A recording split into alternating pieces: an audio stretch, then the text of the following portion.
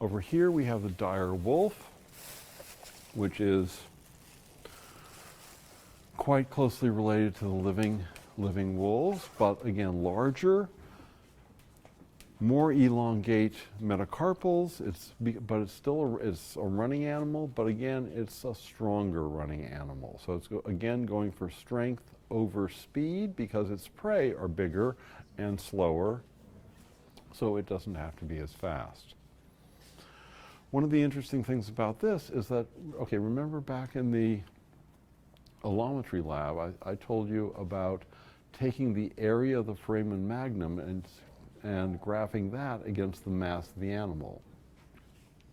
So this was originally done in the 1960s by someone named Harry Jerrison, and he was a paleoneurologist.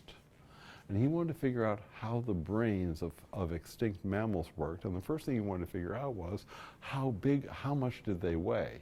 And since they tended not to fossilize with a little thing from the last scale they stepped on saying what their weight was, that's where the foramen magnum thing came from, because he went to museum specimens where you knew what the weight of that animal was, and you could measure the foramen magnum, and he got spectacular correlation coefficients between those two things.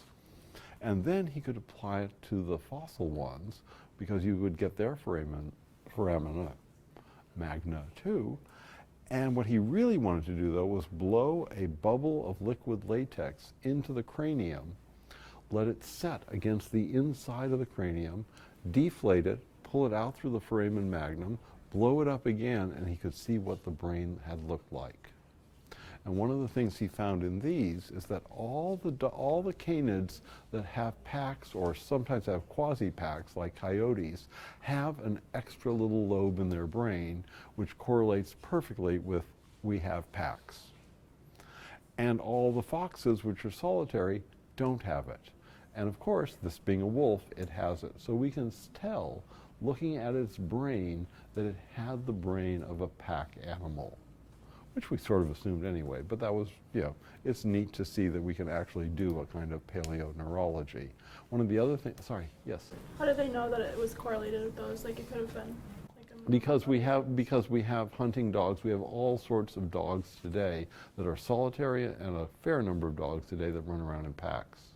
And all the ones that have packs have this same lobe coming off of one part of their brain. And so this is sort of like internal phrenology, but at some point phrenology will work if you get close enough to the brain.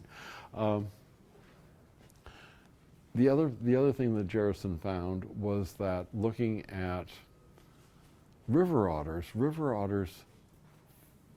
know that there's a fish around because their vibrissae coming off around their mouth feel the fish passing and they go and snap at it. And so they have a brain representation, like you have a little homunculus in your brain with big lips and big fingers, because those are the parts that are particularly sensitive on you, and a lot of the rest of your body sort of goes away to almost nothing because you don't have as many neurons there. So they would have a really big sort of cheek in front of their face region where all their vibrissae are. The nerves for the vibrissae are going to the brain. But in a sea otter, it's feeling on the bottom with its hands. So it has giant hands, or front paws in its brain, and its vibrissae are really not showing up much at all. So you can figure out a lot about the brains of the animals from just looking at these latex balloons that are blown up in their brain. But it was done to figure out figure out some more about what's going on in the minds of completely extinct mammals.